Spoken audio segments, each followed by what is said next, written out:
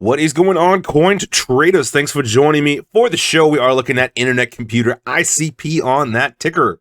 Right now, we have fallen below the $4 mark, which is a problem, but also we are establishing a very nice big point of support on top of 350. So that's going to be the big point of support that we talk about here in the show today. Now, unfortunately, we are still in a very longer term downtrend as we have been setting lower highs, lower lows, lower highs. Now we are setting a new lower low, lower high now, and starting to pull back. So bulls definitely have a lot to prove in order to find any sort of upside. But we actually do have a few good and bullish things potentially that we could be looking at, and you're probably wondering what the heck they are. So let's talk about that right now. And one of the big things that we're seeing is that we actually have a very nice trendline break from ICP that we have found. So depending on even how we draw this, no matter what we have, we're still finding a very nice break, because we know that one of the big things to draw in trend lines is the most touch points possible that do keep it relevant. So since part of TA is always finding, or that does stand for technical analysis, by the way, part of technical analysis is finding indicators and an edge that works for you in your favor. We know that finding a trend line as an indication of a trend is actually extremely important. So because we have had multiple tests and touches of this trend line all the way down, the fact that now we are actually breaking bullish on top of it is a good sign. But typically what happens when we do see a bullish break of a trend line, especially in a bear setting, is typically a retrace confirming this previous resistance line as support. So we do get a pullback and a back test, but typically that does form a higher low over where we have found before. So right now we actually are looking at a new lower low of 336.4. Now that has come in some time ago, several weeks ago, so on the 19th of December. So it has been a while since we have seen prices down that low. But so especially after rejecting several times from this 420 line, pulling back and actually confirming support higher low is still going to be a very good key. Now, so one of the other kind of bullish things that I do want to talk about is that let's actually flip over into the log chart right now and zoom out, because as we can see, this chart doesn't necessarily look that great, because coming off of the launch, it's just been continuous downtrend all the way, obviously. But a lot of this has been just pretty much poor timing and obviously extreme overvaluation off the launch. So that has led to a lot of negativity and poor favoritism without actually learning a lot of fundamentals about Internet Computer. But that is one of the edges that we have in this case, because smart money is going to be coming into Internet Computer because it is an extremely solid fundamental project. And obviously finding prices anything below the $4 level is, in my opinion anyway, just absolutely crazy. So it is definitely still possible to keep pulling back, and obviously nothing is financial advice here on this channel, just my own personal strategies, approaches, and analysis. But I do want to point out on this log chart for the daily or weekly, let's actually flip over into the weekly, a little bit more apparent in this instance too, that we already talked about a trend line short term, but if we actually look at this longer term, we're looking at a much bigger, longer downtrend where we have multiple touches this whole way down. So obviously this only fits on the log chart, but as you can see, this is just a perfect linear downtrend for the last couple of years that we have found, or the last year and a half rather, for Internet Computer since it has been in existence. So if we turn off the log chart, you can see don't really get quite the touches. And let's actually expand this up a little bit more so you can see. Don't really get kind of the same line, and actually this does start to taper off and get a lot flatter on the longer term, which is still a good sign as well, because it does mean a little bit more longer term base of support with respect to all this previous price trading. But nonetheless, I digress. So back into the log chart we go. So you can see big long downtrend, and right now, especially, this is apparent, forming a lot bigger of this falling wedge. And so if we actually zoom in on the current chart, you can see we're right on the brink of getting this big breakout, but it is possible still we do alter this and actually get a little bit better of that defined line. So even if we look at this in terms of the most recent shape, you can see we are a little bit more of a longer term falling wedge, but that still has us looking in a very bullish formation. And so if we actually extend this chart out and this falling wedge out to find where the apex and the intersection is going to be, you can see that we're aligning pretty much right in target with this March timeframe that we have been talking about on the channel as being a longer term time for when we could expect a lot of cryptos to find their bottoms, just because a lot of cryptos are setting up in this longer term descending or falling wedge. Now, price target to the downside is 280, so obviously if prices do get down there, that's going to be an extremely insane good buying opportunity. And without a doubt, there is still very big potential that we could ultimately end up getting there, especially if the rest of the crypto space hasn't found a bottom yet. And obviously another thing too is that these falling wedges are never guaranteed. So in fact, if we actually look at coming right off of the launch and the release, you can see that we were in a falling wedge pattern then at that time too. And then unfortunately ended up breaking bearish, but also that was right during the peak of a big bear market for the rest of the crypto space. So that does make sense, and it is a little bit more of that reason. But because we have pulled back just an insane amount since the launch, in fact, even from the recent trend highs that we had back in September of 21, if we look at a pullback from current prices, we're still looking at 95%, which is typically what we do find for a lot of big projects, most specifically altcoins that we do have in the crypto space after a bear market. So even from that current price point down to that 280 potential level that we talked about, 96.78%, so that's still within the realm as well. It's obviously a huge pullback, but the thing about that is it does mean the upside growth is that much greater. So if we do talk about an entry right now, just below the $4 level up to that trend high at about 85 would be a 2,100% growth, which would equate to a 22x move. Obviously, again, not financial advice, but as you can see, the price potential growth based on previous trends and previous price highs is definitely there, and especially with a growing Definity project, a great team, solid use cases. I know that this is going to be one of the great projects to definitely keep an eye on and have in a longer term portfolio. At least that's my personal approach anyway. Now, ironically enough, I actually want to talk about the relative strength index for this weekly chart, because what's crazy about this chart is that because it was so overvalued right off the launch and it pulled back so hard and so fast, it actually created this RSI to even come about on this weekly, starting at 15.96. So as you can see, the whole time, we've just been riding in extreme oversold territory on the weekly chart.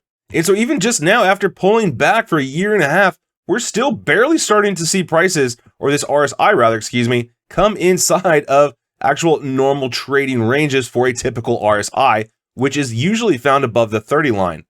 So since we are now actually getting stronger RSIs, this is a very long-term bullish divergence, which we're actually finding longer term. So it's obviously not the standard pattern, just because this trade pattern was so strange right off the start, since it was extremely overvalued, which obviously led to a lot of just basically cliff dive right off the front. But the point I'm trying to make is that if we have the RSI just so weak this overall time, we know that it pretty much has to go up at some point, which even if we do go lower, it's still going to push prices back to the upside for the longer term.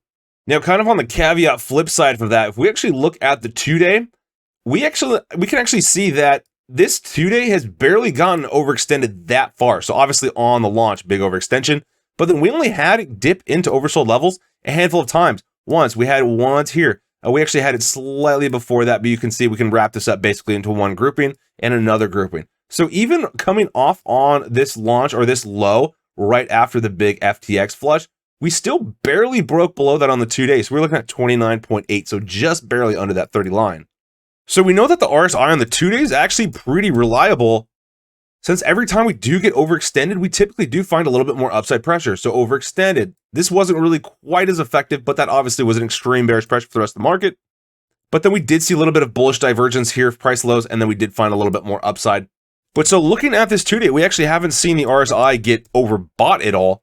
So probably when that does happen, that's going to be a pretty big indication. And right now you can see that we could probably effectively draw a pretty good line right around the 45 line, because every time prices or the RSI actually got above this, it was a pretty quick spike, and that did push prices back down again. So rallied up, push prices back down, rallied up, push prices back down. So you can kind of get the picture. Every time we did see a break above, it was actually pretty short-lived, and then we saw the prices retrace, and then the RSI drop back down. So most of this RSI has actually been found in between the 40 line, or the 45 line, and the 30 line. And so even right now, we're just barely breaking above it, which probably means that prices are going to come down to push this RSI back in, especially if the rest of the crypto space does start to retrace as well.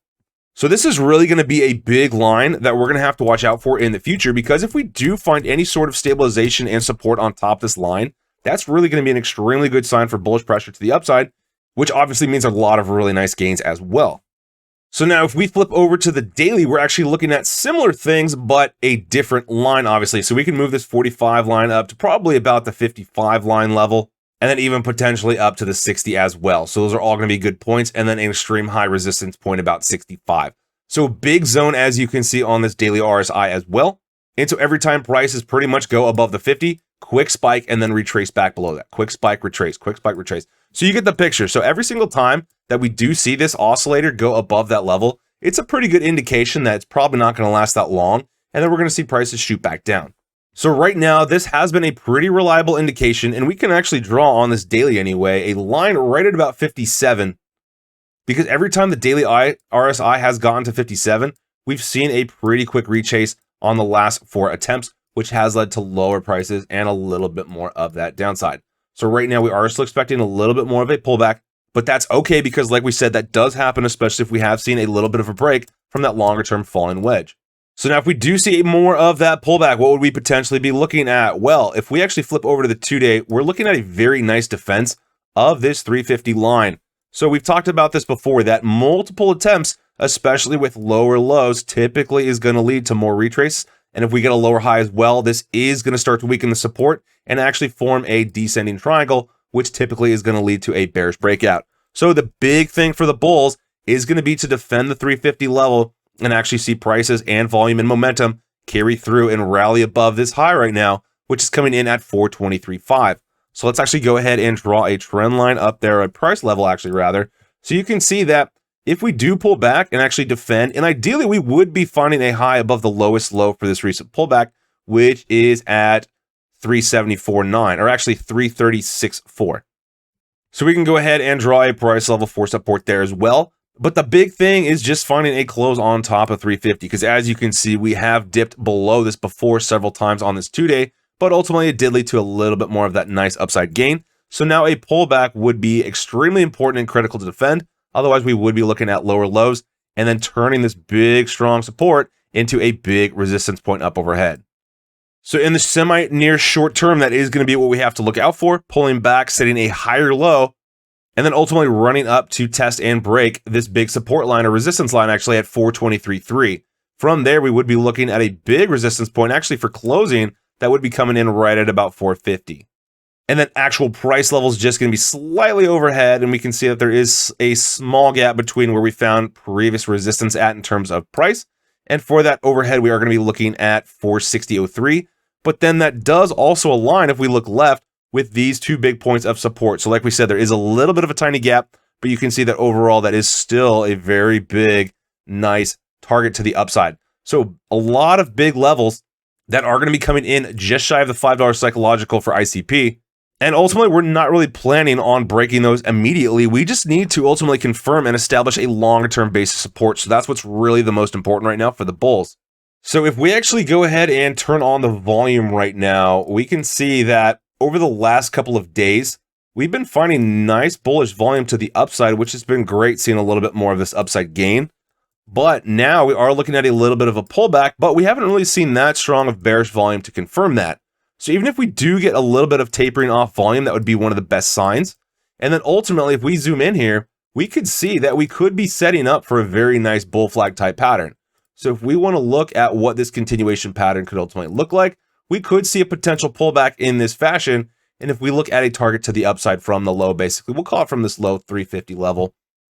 Depending on where we end up bottoming out, you could see that that would pretty much put us with a nice price target of shooting for that high right around 460, which aligns with the previous high on this trend before pulling back to set this new lower low. So if that is what happens, we do get that bullish breakout, that's going to be our extremely big target to ultimately overclaim to start changing this trend. Because what the bulls are ultimately going to have to do is confirm that they are in control. And in addition, we're going to have to see the bear selling start to get exhausted as well, allowing that further and continue through bullish volume to actually run up and set that higher high, which will in fact ultimately start to confirm that uptrend. The longer term charts are in control right now, so right now we are going to have to see that happen from the bulls in order to get any sort of upside. Otherwise, we are still very much going to be intact on this longer term downtrend. Like we said, though, we could ultimately end up seeing that play out through about March. I think the time frame between now and about March is going to be an extremely exciting time for crypto, because after such a negative and awful year last year, we're basically about the point where a lot of teetering's happening, whether or not we're actually at the bottom or not. And we could see a lot of bullish pushes and attempts to actually start to change trends. And without a lot more news-driven catalysts coming out in the market, I think there's a good chance that we could ultimately end up seeing that happen. It's really hard to think what other FUD and fear could be coming about right now just because we have seen such craziness happen over the last year. But I've always been surprised and will continue to be, and everything in crypto does surprise you. So personally, let me know your thoughts down in the comment sections below. And with that, that actually will go ahead and wrap us out of today's show. Hope you all enjoyed. If you did enjoy the show and found value, please hit that thumbs up, like, and subscribe if you haven't done so. Do appreciate all the continued love and support as always. Stay safe, take care everyone, and I will catch you back in the next video.